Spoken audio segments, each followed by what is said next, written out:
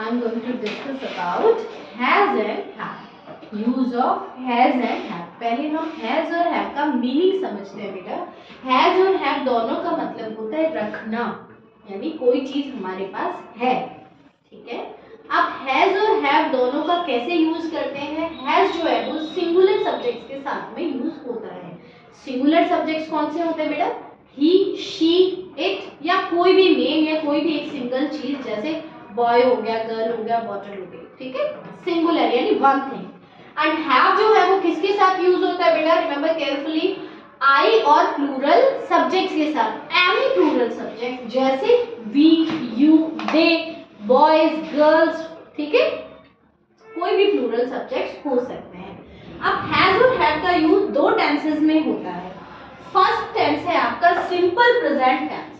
Simple present tense का structure we have discussed. क्या होता है सिंपल प्रेजेंट टेंस का स्ट्रक्चर? सब्जेक्ट प्लस वर्ब की फर्स्ट फॉर्म प्लस एस और ईएस प्लस ऑब्जेक्ट, ये होता है, ठीक है। ये सिंपल प्रेजेंट का आपका स्ट्रक्चर है। तो यहाँ पे अगर हैज और हैव यूज कर रहे हो तो एस और ईएस नहीं आएगा, इसकी जगह पे क्या हो जाएगा? हैज और हैव भी यूज हो सकता है सिंपल प्रेजेंट टेंस में। जैसे आप यहाँ पे जब हैज और हैव आप यूज कर रहे हो तो वो मेन वर्ब्स के रूप में यूज होंगे, ठीक है। ध्यान रखना, सिंपल प्रेजेंट टेंस में हैज और हैव हमेशा मेन वर्ब्स के रूप में यूज होती है। मेन वर्ब्स कैसे? जैसे ही हैज अ पेन, उसके पास पेन है, अब ही के साथ हैज यूज हो गया, ठीक है। ये आपकी यहाँ पे क्या हो गई? Main verb. इसी तरह से वी हैव नाइस स्कूल, तो यहाँ पे आप देख रहे हो वी प्लूरल के साथ में हमने हैव यूज किया और ये क्या है? यहाँ पे मेन वर्ब है, ठीक है। I have not black shoes, अब यहाँ पे have अगेन आई के साथ have आएगा, हमने बता दिया। तो have यहाँ पे क्या हो गया? फिर से मेन वर्ब है, ठीक है।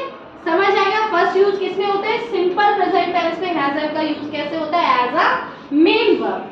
अब सेकंड कंडीशन है कि जब आप प्रेजेंट परफेक्ट टेंस में यूज करते हैं हैज हैव का, तो कैसे यूज करेंगे?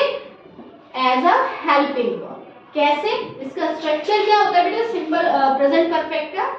सब्जेक्ट प्लस हैज या हैव प्लस वर्ब की थर्ड फॉर्म प्लस ऑब्जेक्ट, ठीक है। अब my mother has made food, मेरी जो मदर है वो खाना बना चुकी है। थर्ड प्रेजेंट परफेक्ट का सेंटेंस का क्या होता है? उन वाक्यों के अंत में क्या होता है? हो चुका है, हो चुका होगा, हो चुका है या हो चुके हैं, ठीक है। तो मेरी मदर खाना बना चुकी है, तो उसके साथ में क्या आ गया? मदर सिंगुलर है, उसके साथ आपने क्या यूज किया बेटा? Has made. अब ये थर्ड फॉर्म हो गई, make, made, made, third form लगा दी हमने, ठीक है। अब they have gone to market, they क्या है? प्लूरल है। गॉन आप देख रहे हो वर्ब की थर्ड फॉर्म है, गो, वेंट, गॉन, तीनों फॉर्म हो गई। अब गॉन के साथ हमने क्या यूज किया? दे हैव गॉन, थर्ड फॉर्म है तो हमेशा हैज हैव या हैड ही आएगा।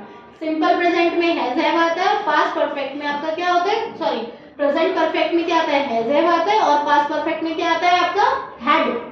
ध्यान रखना, ठीक है। तो यहाँ पे they have gone to market, वो मार्केट जा चुके हैं, ठीक है। तो हैज हैव का बेसिकली समझने वाली चीज क्या है आपकी? एक तो पॉजेसिवनेस के लिए आता है, यानी मेरे पास कोई चीज है या उसके पास है या इसके पास है, ठीक है। दूसरी चीज यूज कैसे करोगे? हैज हमेशा सिंगुलर के साथ में और हैव आई और प्लूरल सब्जेक्ट्स के साथ में। समझ आएगा कॉन्सेप्ट? याद हो जाएगा, ठीक है। That's it.